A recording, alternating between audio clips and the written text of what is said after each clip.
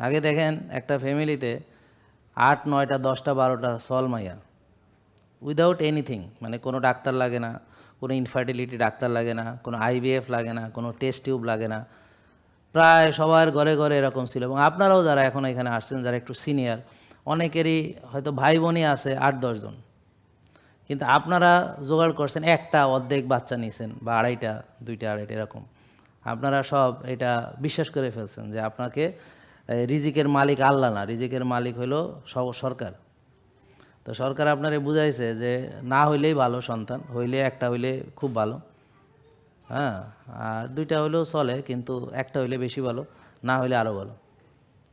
তা আপনি সেই মানে ওই জিনিসটা আপনার হৃদয়ে ধারণ করে সবাই এখন 1টা 2টা বাচ্চা, অথচ হেরা 8-10টা মানে ভাই বোন আছিল, সব কয়জন এটা মেনে নিচ্ছে, 1টা 2টা বাচ্চা নিচ্ছে।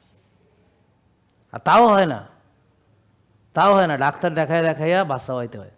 আমার কাছে প্রচুর কমপ্লেন আছে যে আমার বিয়ের এত বছর বাচ্চা হচ্ছে না, ওই যে ওর 10 বছর বিয়ে হয়েছে বাচ্চা হচ্ছে না, ওই যে 15 বছর বিয়ে হয়েছে বাচ্চা হচ্ছে না।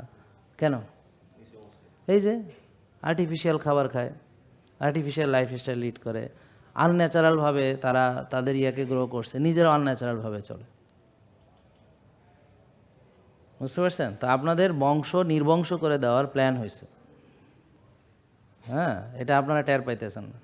এখন বাচ্চা হয় না, ওই যে ওনার মেয়ের 15 বছর, ওর 10 বছর, ওর বউয়ের 10 বছর, বাচ্চা হয় না।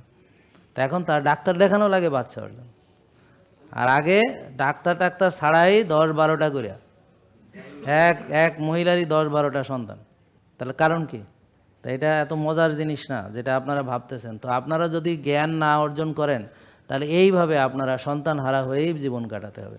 জেকে লাইফস্টাইল লিমিটেড, ওষুধ মুক্ত সুস্থ জীবন।